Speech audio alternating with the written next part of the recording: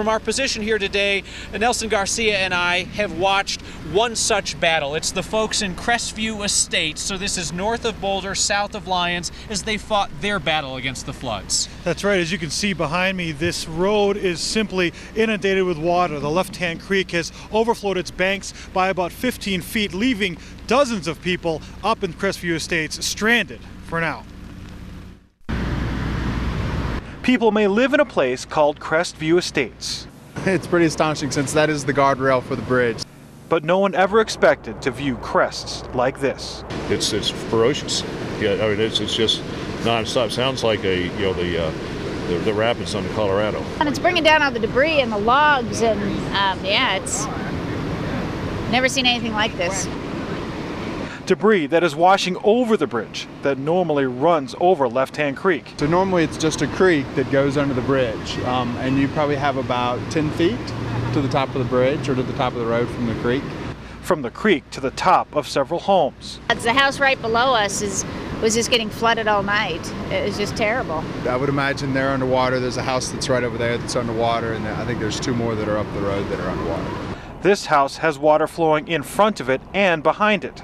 Resident Tracy Berry says, despite the looks, she feels safe right now. The water would have to rise about 12 feet in order for me to be in any danger. A danger keeping residents of Crestview Estates from leaving. I was trying to get to a meeting in Boulder and unfortunately can't get out. A danger no one ever expected, or maybe they did. Even spring runoffs, you can see the water rise pretty rapidly. But when you get a rain like this, it's just, you knew it was going to happen.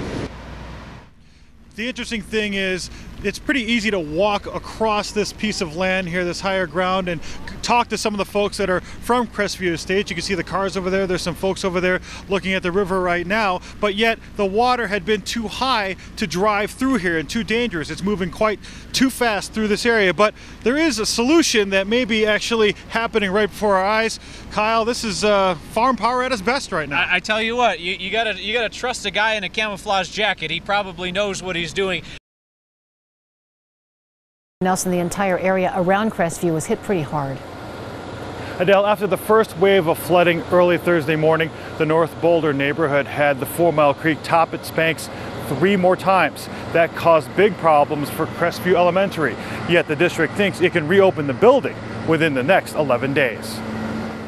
There was water all the way up to Tom Paquette, second part of our driveway there, watched as 4 Mile Creek took a hard left turn into Crestview Elementary. It was probably only this deep, but it was running fast. To see just how bad it is, inside the school, it was exactly 2.0 feet here, right there. Just look at Paquette's basement. Basically, we probably lost our furnace, our hot water heater, washer and dryer. We hope by next week to have hot water. We had really 4 different episodes where the 4 Mile Creek came out of its banks and went into the building. Superintendent Dr. Bruce Messenger says 85% of the school building had water and layers of mud. These pictures were taken by staff after things settled down. We're talking hundreds of thousands of dollars.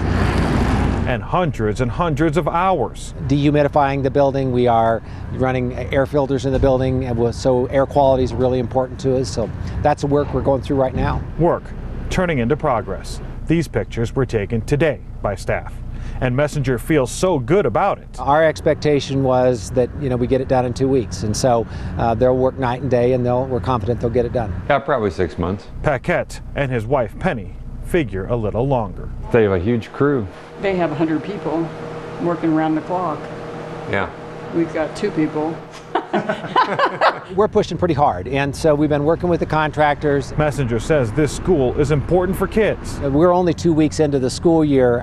Students have just started to form community, so this is a real critical time of the year that we have our students back with us. He says this school is important for the community. Wasn't that where we were going to have the meeting about the floods? Yeah, we just got a postcard.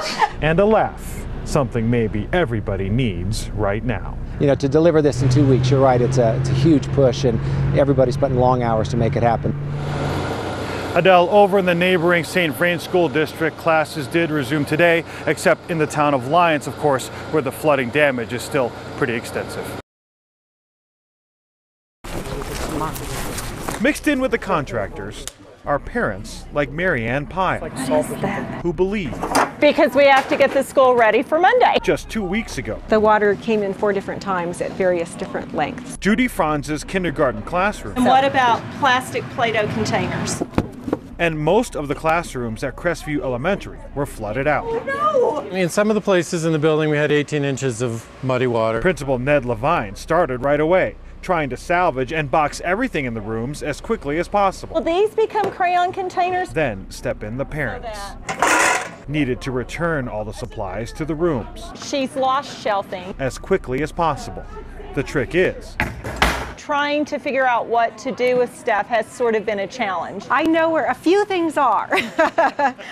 Just a few. Franz doesn't know where her notebook is, which contains all her students' information. So I'm hoping to find that. That's really what I need most. But I think we're getting there. If we find her green notebook, it'll be amazing. What they did find Is this year's? is community. I think they're fabulous, and I think without them it would have been impossible with the capital I. When my own basement flooded, the neighbors were right in there helping me get things right out, even before I could call them. And the same thing is happening here. This has made all of North Boulder much tighter from the flood. It's made parents believers. I am surprised. I did not expect it to look this good for us to come back. 2 weeks after major flood damage, the school will be ready. For Education Nation, Nelson Garcia, 9 News.